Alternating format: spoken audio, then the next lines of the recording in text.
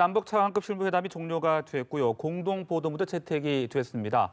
네, 관련 내용 오늘 전문가 모시고 이야기 나눠보겠습니다. 김용현 동국대 북한학과 교수 나와 있습니다. 안녕하십니까? 네, 네, 안녕하십니까? 네, 이제 조금 전에 차관급 실무회담이 종료가 됐습니다. 네. 전반적인 평가로 먼저 시작해 볼까요? 전체적으로 이번에 평창 올림픽과 관련된 모든 부분을 망라한 그런 협의가 상당히 그 성과 있게 이루어졌다 이렇게 봐야 될 것 같습니다. 전체적으로 이번 평창 올림픽과 관련된 부분에서 실무적으로 좀 다듬을 수 있는 것들은 상당 부분 다듬었고 네. 특히 이제 지금 남북 단일팀 문제하고 그다음에 한반도기 문제 이런 문제들은 이번 20일 날 스위스 로잔에서 지금 이제 국제 IOC와 그러니까 국제 올림픽위원회와 남북한 올림픽위원회가 같이 회의를 하지 않습니까? 이때 이제 전체적으로 최종 결정은 이제 IOC와 협의 속에서 결정하는 이 부분이 하나 이제 주목할 부분인 것 같고요. 네. 또 하나는 이제 경의선 6로를 통해서 북측의 이제 선수단, 응원단, 그러니까 예술단을 뺀 나머지 대부분은 서해선, 그러니까 우리가 그 개송단 축으로 한 그 지역으로 내려온다 이렇게 봐야 될 것 같고요. 이번에 보면 참관단은 빠진 것 같습니다. 네. 이번에 참관단은 아마 오늘 합의문에 공동 보도문에는 지금 없는데 아마 참관단은 남북이 합의하에 참관단은 없는 걸로 빠진 것으로 좀 이해가 될 것 같고요. 그다음에 이제 또 하나는 이번에 그 금강산과 마식령 스키장에서 남북이 상당히 의미 있는 행사를 한다. 금강산에서는 이제 올림픽 개막 이전에 문화 행사를 합동 문화 행사를 하고 그다음에 마식령 스키장에서 남북 선수단이 이제 공동으로 그 연습을 하는 이런 부분들은 상당히 좀 그 의미 있는 그런 또 결론을 냈다 이렇게 봐야 될 것 같습니다. 네, 자 개회식에 한반도기를 앞세워서 공동 입장을 했고요. 또 여자 아이스하키 종목에서 남북 단일팀을 구성키로 합의를 했습니다. 그렇습니다. 네, 사실 이 뭐 두 부분 다 조금 여러 가지 논란들도 있는 것 같거든요. 네네. 교수님께서는 어떻게 보고 계십니까? 이 부분은 이제 우리가 두 가지를 주목을 해야 됩니다. 네. 오늘 합의문의 공동 보도문의 2항을 보면 남북 단일팀 구성과 한반도기 공동 입장을 하기로 하고 그 다음 부분이 또 하나 중요한데요. 국제올림픽위원회와 양측 남북 국가올림픽위원회 간의 협의를 통해서 정한다. 그러니까 최종 정하는 결정은 IOC와의 20일 날 그 행사 모임을 통해서 그러니까 회담을 통해서 결정한다 이렇게 봐야 됩니다. 그래서 지금 이제 국제 IOC와의 그런 협의 과정을 좀 지키는 것으로 그렇게 좀 정리가 됐다 이렇게 봐야 될 것 같고요. 물론 이제 국내외에서 좀 논란이 있는 건 사실입니다. 한반도기 입장 문제에 대해서 야당이 좀 반대하는 부분이 있고 또 여자 아이스하키 종목에서 단일팀 구성과 관련돼서도 논란이 좀 있을 수가 있습니다만 그러나 좀 더 대승적이고 큰 차원에서 좀 볼 필요가 있다. 왜냐하면 한반도기 입장이 아니면 남북이 다 지금 공동 입장하면서도 우리는 태극기, 북한은 인공기 들고 입장을 해야 되는데 그것을 이제 앞세우고 입장해야 돼. 이건 좀 보기가 좀 더 좋지 않다 이렇게 볼 수도 있을 것 같고요. 또 하나는 지금 한반도기는 보수 정권 시절인 노태우 정부 시절부터 그러니까 1990년, 91년도 이때부터 한반도기를 썼거든요. 그렇기 때문에 이것의 역사성들을 좀 우리가 보더라도 그동안 한 9차례나 또 한반도기를 각종 체육 행사에 썼습니다. 그렇기 때문에 이걸 갖고 우리가 너무 그 한반도기에 대해서 그 부정적으로 이야기하는 것은 좀 더 지금의 어떤 현실 또는 현 상황들을 좀 슬기롭게 넘어가야 되는 부분에서 좀 우리가 좀 더 그분은 좀 대승적으로 볼 필요가 있다 이렇게 봐야 될 것 같고요. 지금 여자 아이스하키 단일팀도 문제도 그런 것 같습니다. 지금 이제 북측 응원단이 지금 한 230명이 오는데 북측이 응원할 수 있는 단체 종목이 하나 정도 있어야 됩니다. 왜냐하면 피겨스케이팅 페어 종목에서 지금 보면은 그 딱 하나 지금 북한이 지금 참가가 거의 확정적인데 한 2, 3분 정도 그 선수들 피겨스케이팅 페어에서 그 공연을 할 때 박수를 칠 수가 없습니다. 끝나야 그 공연이 끝나야 이제 박수를 칠 수 있는 상황이기 때문에 사실상 남북이 좀 더 공동 응원 또 북측의 응원단이 와서 응원할 수 있는 부분들은 하나 정도 있어야 되는 부분이 분명히 있는 것 같고요. 그래서 이제 단체 종목일 수밖에 없고 거기에 근접할 수 있는 종목이 거의 유일하게 지금 여자 아이스하키 종목이다. 이건 현실로서 또 존재하는 부분인 것 같습니다. 그래서 물론 이제 우리 국내에서 여자 아이스하키 팀의 불이익을 있는 부분이랄지 또 여러 가지 문제들을 제기를 합니다만 물론 저도 충분히 이해를 합니다. 네. 그렇지만 좀 더 이 부분도 좀 대승적으로 좀 보면서 그것이 역사적으로 남북 단일팀이 올림픽 경기에서 처음입니다. 이번에 되게 된다면. 네네. 그러니까 그 부분에 대한 의미도 우리가 좀 더 의미 부여를 하면서 좀 더 이것은 슬기롭게 우리 국민들의 지혜를 모아야 되는 부분이라고 봅니다. 네, 앞서 문재인 대통령이 선수촌을 또 방문하지 않았습니까? 그렇습니다. 남북이 하나의 팀을 만들어 경기하는 것 자체가 역사의 명장면이 될 것이다라고 이야기를 했는데 아마 이 부분을 좀 힘을 실어주는 의도라고 볼 수 있겠죠. 대통령의 입장은 그동안 그 남북 단일팀과 관련된 부분에서는 네. 여러 차례 그런 이야기를 하셨고 또 그 과정에서 남북 단일팀에 대한 의지를 또 피력을 한 바가 계속 있었습니다. 또 역사적인 평창 올림픽에서 지금 북한의 응원단, 선수단 그 여러 가지 지금 북측에서 기자단까지 포함해서 지금 1대 7단이라는 표현을 씁니다. 그러니까 선발대를 포함해서 7개의 어떤 북측의 단체들이 내려오게 되는데 이렇게 본다면 좀 더 이 문제는 그 여러 가지 상황들을 고려해 봤을 때 대통령 입장에서는 좀 현 상황에서는 남북 단일팀을 좀 더 무게감을 주면서 한반도에서의 군사의 긴장 해소 또 남북 관계에서 또 남북의 화합 이런 것들이 좀 더 크게 부각되는 것이 좀 더 중요하지 않느냐 하는 판단인 것 같고 물론 선수들이 지금 아이스하키 여자 아이스하키 선수들이 좀 그 여러 가지 그 기술적인 부분이나 이런 부분에서 또 시간이나 이런 데서 좀 불이익을 당하는 부분들에 대한 대통령의 고려는 분명히 있는 상태에서 그런 이야기를 했다 이렇게 봐야 될 것 같습니다. 네. 또 앞서 얘기를 잠깐 해주셨는데 금강산 합동 문화 행사 또 마식령 스키장에서 공동 훈련 이런 것들을 우리 측이 제안을 한 건데 그렇습니다. 어떤 의미가 있을까요? 이건 그 문재인 대통령이 지난 대선 이전에 작년 1월 달에도 이미 이제 그 강원도에 가서 이런 이야기를 꺼낸 바가 있습니다. 그래서 대통령의 어떻게 보면 좀 이야기가 또는 대통령이 공약한 것을 실제 현실화시켰다 이렇게 봐야 될 것 같은데 우리가 이제 이것은 좀 해석을 이렇게 할 수 있는 것 같습니다. 북측의 선수단, 응원단 아까 말씀드린 것처럼 1대 7단이 지금 내려오는 상황인데 북측에서도 뭔가 우리가 북측에서도 뭔가를 하고 있는 모습을 좀 보여주는 것이 좀 필요하다라고 하는 또 북측의 선수단, 응원단이 다 내려오는 상황에서 북측에서도 할 수 있는 것들이 뭘까를 상당히 남북이 고민한 결과라고 봐야 될 것 같습니다. 그래서 금강산에서의 어떤 문화행사, 남북 합동 문화행사는 상당히 의미가 있는 거다 이렇게 봐야 될 것 같고요. 또 마식령 스키장에서 남녀 스키팀이 훈련하는 것도 역시 의미가 있다 이렇게 봐야 될 것 같습니다. 물론 대북 제재가 가해지고 있고 한반도 상황이 녹록한 건 아닙니다만 그러나 이번 그 훈련이나 또는 그 문화행사 자체가 그 자체로 평창 올림픽의 하나의 이벤트로서 우리가 좀 판단을 할 필요가 있을 것 같고요. 또 한반도 전체 어떤 그 이번 평창 올림픽의 여러 가지 의미들을 우리가 부여해봤을 때는 이 문제는 좀 더 우리가 좀 대승적으로 좀 접근하는 것이 좀 더 필요하다 이렇게 말씀드릴 수 있겠습니다. 네. 자 그리고 북측이 대표단, 선수단, 응원단 등의 이제 이동 경로를 서해성 육로를 이용하겠다 이렇게 제시하지 않았습니까? 그렇습니다. 이게 이제 경의선 육로를 의미하는 것인데 이렇게 된다면은 개성공단 폐쇄 이후에 거의 2년여 만에 다시 육로가 열리게 될 텐데 의미 어떻게 보고 계십니까?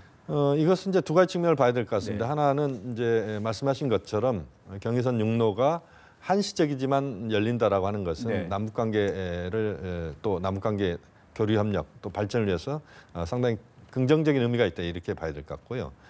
지금 이제 예술단이 판문점을 통해서 내려옵니다. 이것은 이제 판문점이 갖고 있는 상징적 의미는 정치 군사적 의미가 굉장히 강합니다. 한반도의 군사의 긴장 해소, 평화 이런 이미지가 강하다면 지금 이제 경의선 그러니까 경의선 육로의 의미는 남북 간의 민간 교류 그다음에 남북 경협의 상징이다 이렇게 봐야 됩니다. 그래서 북측에서도 앞으로 남북 민간 교류랄지 경협을 보다 활성화시키자.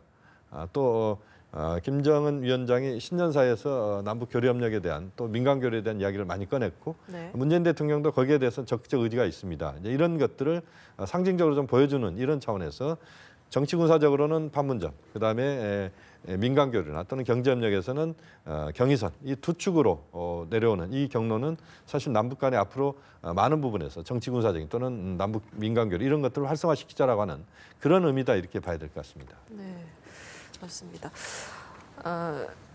사실 이번 평창 올림픽에서 이 남북이 좋은 모습을 보여줘야 하는 게 맞지만 네. 한편으로는 국제사회의 대북 제재 방향과 좀 충돌할 수도 있다는 우려도 있거든요. 네네. 그런 부분에 있어서는 좀 어떤 점을 조심해야 할까요? 지금 이제 우리가 그 또 하나의 한국 사회 쟁점이 이 북한 선수단 응원단 1대 7단이 내려오는 이번 참관단은 좀 빠지는 것으로 지금 보입니다만 네. 이들이 내려오는 과정이 워낙 메머드급 지금 네. 그 구성입니다.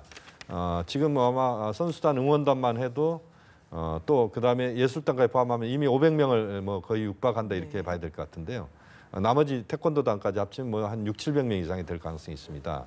그렇기 때문에 이제 그 많은 숫자가 내려오는 과정에서 북측에 대해서 뭔가 국제사회나 또는 한국 내에서의 한국의 제재가 지금 가해지고 있는데 북측에 이것이 이제 뭐 예를 들어서 비용을 지불한달지 이런 식으로 또 갈 수도 있는 것 아니냐 하는 우려가 있을 수 있습니다만 그러나 이 문제는 좀 다르게 봐야 됩니다. 평창 올림픽이라고 하는 평화 올림픽 그다음에 이것은 굉장히 예외적인 상황이다. 우선 그렇게 봐야 될 것 같고요. 네. 또 하나 우리가 북측에 뭔가 돈을 지불하거나 또는 북측의 편의를 봐주는데 우리가 그들에게 그 뭔가 경제적인 이득을 주거나 이런 것 전혀 아닙니다. 오히려 북측 선수들이 내려오는 과정에서 북측 선수들을 쓰는 숙소나 이런 또 여러 가지 시설들 이런 것들은 우리가 손님을 맞이하는 차원에서 이제 그들에게 그 우리가 베풀어주는 손님을 좀 맞이하는 차원에서 이제 주는 이런 부분들이 있다 이렇게 봐야 될 것 같고요. 또 그런 부분들은 또 우리 내부에서 국내적으로 좀 충분히 소화할 수 있는 부분이다 이렇게 봐야 될 것 같습니다.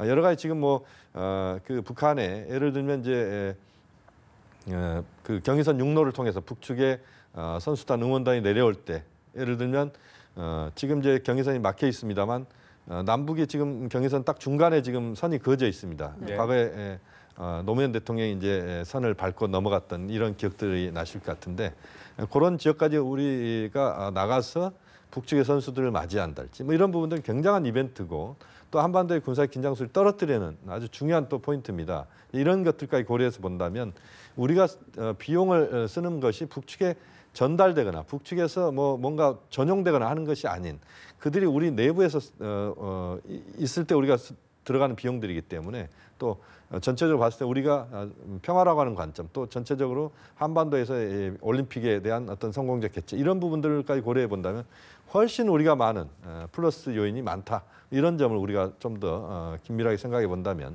현재 그런 우려나 이런 것들은 좀 더 슬기롭게 좀 접근할 필요가 있다고 봅니다. 네, 앞서 저희가 이 방문 경로에 대한 이야기 했습니다만은 네. 경의선 육로는 또 개성공단 폐쇄 이후 차단이 되어 왔었고 그렇습니다. 또 이 동해선 육로는 또 금강산 관광 중단 이후에 사실상 연결이 좀 끊겨왔지 않습니까? 네네. 이 부분이 이번에 육로를 통해서 방문을 한다면은 네네. 개성공단 문제라든지 금강산 관광 재개 이런 부분들도 조금 어떤 뭐 협의점을 찾을 수 있을까요? 사실 지금 이제 우리가 이 공동 보도문에 보면은 금강산 합동 문화 행사나 그다음에 마식령 스키장 이용 관련돼서 동해선을 연다는 이야기는 아직 없습니다. 그렇죠. 그 부분은 이제 두 가지 측면을 봐야 될 것 같은데요. 동해선을 연다는 부분들은 앞으로 좀 더 논의가 필요한 부분일 수 있을 것 같고요. 네. 또 동해선을 통해서 우리가 북측으로 가는 문제 이 부분에 대해서는 아직은 좀 더 남북 간의 입장 또는 북한에 대한 국제사회 제재, 한국의 제재가 있는 상황에서 좀 더 민감한 부분이기 때문에 좀 더 지켜봐야 될 부분일 것 같고요. 만약에 그것이 동해선 육로가 열리기 어렵다면 지금 원산공항이 마식령 스키장이나 금강산을 가는 북측에서 가는 관문입니다. 네. 지금 이제 원산은 강원도, 북강원도에 도청 소재지이기도 하고 그래서 실제 금강산 육로 열기가 좀 여러 가지 그 고려해야 될 점들이 많다면 원산공항을 이용해서 우리 그 문화 남북 합동 문화 행사랄지 또는 우리 스키단이 마식령에서 연습하는 이런 부분들은 좀 그런 식으로 해결할 수 있는 방법도 있다 이렇게 볼 수 있습니다. 네, 자, 이 평창 올림픽이 이제 개최하기 전에 북측 선수단은 2월 1일 날 이제 남측으로 오게 되고요. 네네. 또 기자단은 2월 7일 날 남측으로 또 이동을 할 것으로 보이고 있습니다. 이런 만큼의 이제 평창 올림픽 관련 행사 말고도 남북 교류차의 어떤 또 다른 행사들, 다른 네네. 이벤트들도 좀 계속 추가될 가능성도 있다 이렇게 볼 수 있겠습니까? 그렇습니다. 지금 이제 평창과 관련된 부분들은 뭐 이제 본격적으로 진행이 이루어진다 이렇게 봐야 될 것 같습니다. 네. 이제 남북이 여러 가지 지금 그 행사들이 앞으로 예정돼 있고 지금 뭐 말씀하신 것처럼 2월 1일 북측 선수단이 내려오는 건 지금 네. 불과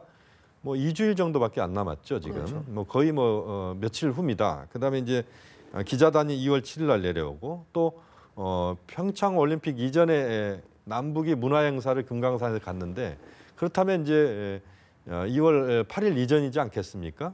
그렇다면 이제 2월 8일이 됐건 그 전이 됐건 네. 그렇게 보면 이제 또 남북이 또 금강산에서 문화 행사를 하기 위해서 또 접촉을 해야 되는 부분들도 있고 또 우리 선수들이 마식령 스키장에서 연습을 북측 선수들과 예를 들어 한다면 이런 과정에서 또 여러 가지 또 이벤트들이 또 준비돼야 될 부분들이 있고 네. 뭐 그야말로 남북이 3월 패럴 올림픽까지 이번에 또 중요한 건 패럴 올림픽에 대해서 이번 실무회담에서 정확하게 지금 확인이 지금 파랑에 150명 규모로 네. 대표단, 선수단, 응원단, 예술단, 기자단 이 패럴 올림픽에 지금 참가하는 걸로 이미 확정을 시켰습니다.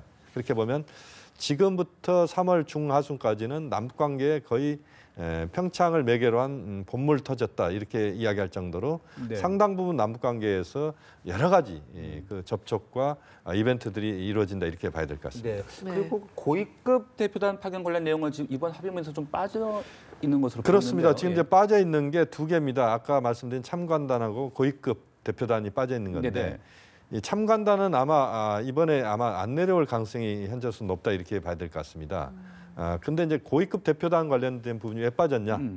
이것은 고위급 대표단 부분은 북측이 상당히 심사숙고하고 있다 이렇게 봐야 됩니다. 그러니까 네. 누구를 보낼 것이냐 이 문제인 것 같은데요. 예. 왜냐하면 지금 이제 미국에서는 마이크 펜스 미 부통령이 지금 내려오는 걸로 오는 걸로 확정이 돼 있고 네. 또 트럼프 대통령의 가족 중에 한 사람 정도가 오는 걸로 지금 거의 확정이 돼 있습니다. 아마 이방카 그 장녀죠. 이방카가 온 가능성이 높은데요. 또 중국에서는 지금 그 시진핑 주석은 거의 안 오는 걸로 지금 정리가 되는 것 같고요. 일본도 역시 마찬가지인 것 같은데 러시아의 푸틴 대통령은 아마 이제 오고 싶어도 아마 도핑 문제 때문에 아마 그 오지 않을 가능성이 매우 높습니다. 이런 상황에서 북측에서 누굴 보낼 것이냐.